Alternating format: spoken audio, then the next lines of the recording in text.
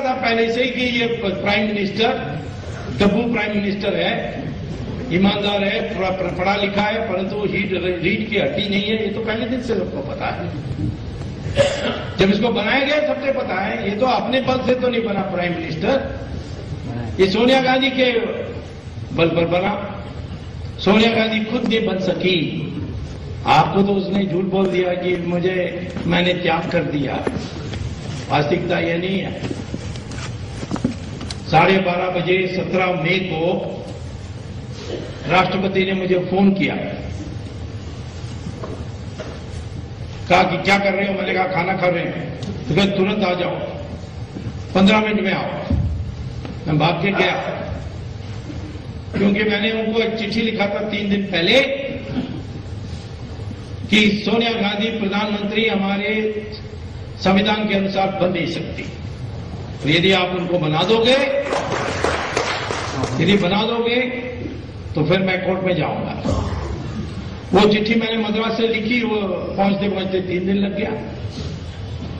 और टेलीविजन में आ रहा था कि 5 बजे 17 तारीख को 5 बजे सोनिया गांधी को राष्ट्रपति ने बुलाया है सुपुर्द करने के लिए सरकार। तो मैं जब गया तो सारे बैठे हुए थे उनके ऑफिसर्स। उनसे अब्दुल कलाम ने कहा कि वो तमिल हैं, मेरे बगल के डिस्ट्रिक्ट के ही हैं, मैं बहुत सालों से जानता हूं। उन्होंने मुझे तमिल में कहा कि इन सबको थोड़ा समझाओ।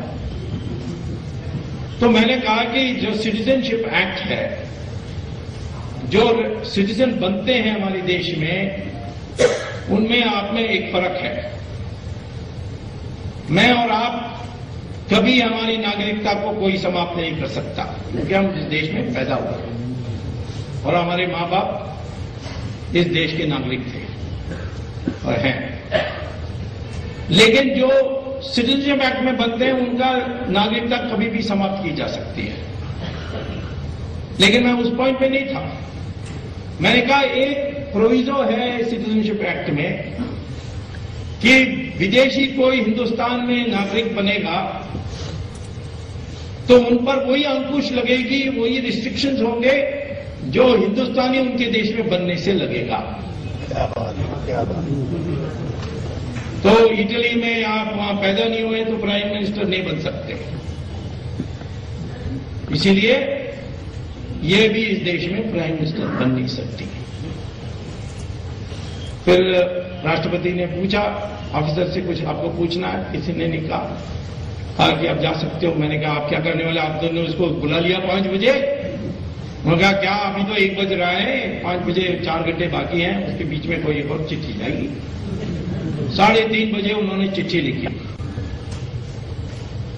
वो चिट्ठी सोनिया गांधी, मनमोहन सिंह और नटवर सिंह, ये 3 ही लोगों ने देखा था।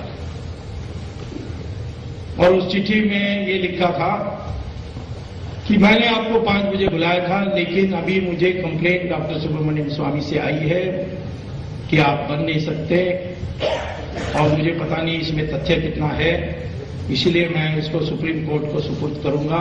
जब तक सुप्रीम कोर्ट की राय नहीं आएगी तब तक मैं आपको शपथ दिला नहीं सकता, इसीलिए 5 बजे मत आइए। और यदि आपको सरकार बनाने की बात चर्चा करनी है तो कल दूसरे दिन 10 बजे आइए। अब पहले तो जब मैं राष्ट्रपति के भवन में था तो एक मेज में चिट्ठियां पड़ी थी। एक एमपी का चिट्ठी था दस्तखत से, मैं फलाना सो इस निर्वाचन क्षेत्र से निर्वाचित होकर संसद सदस्य के नाते सोनिया गांधी का नाम प्रधानमंत्री के लिए प्रस्तावित करता हूं। 340 चिट्ठियां ऐसे थी। उसमें एक चिट्ठी ये थी, मैं सोनिया गांधी रायबरेली से निर्वाचित सोनिया गांधी का नाम प्रस्तावित करती हूं।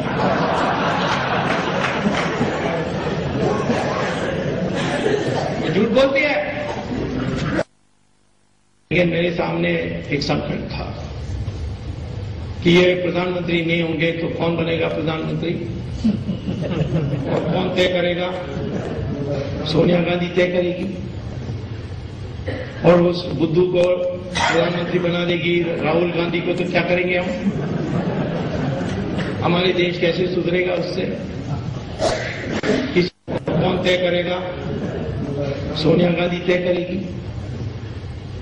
और उस बुद्धू को प्रधानमंत्री बना देगी, राहुल गांधी को, तो क्या करेंगे हम? हमारे देश कैसे सुधरेगा उससे? किसी और से कम से कम ये व्यक्तिगत ईमानदार है, डब्बू है, परंतु व्यक्तिगत ईमानदार है, परंतु कांग्रेस में तो सब डब्बू हैं और बेईमान भी होंगे। कम से कम ये व्यक्तिगत ईमानदार है, डब्बू है, परंतु व्यक्तिगत ईमानदार है, परंतु कांग्रेस में तो सब डब्बू हैं और बेईमान भी होंगे। तो या इस सरकार को हटाने के लिए कुछ उपाय ढूंढनी चाहिए या फिलहाल इनको रहने देना चाहिए। लोगों का बड़ा ये हो गया, पलटी मार दिया, ये कर दिया, तो मैंने किया। महाभारत में भीष्माचार्य ने द्रौपदी का वस्त्र हम देखते रह गए, कोई उनको बुरा नहीं कहते, लेकिन कृष्ण भगवान ने कहा था कि युद्ध में ये दुर्योधन के साथ जाएंगे, तटस्थ नहीं रहेंगे, तो फिर इनका वध करना जरूरी होगा।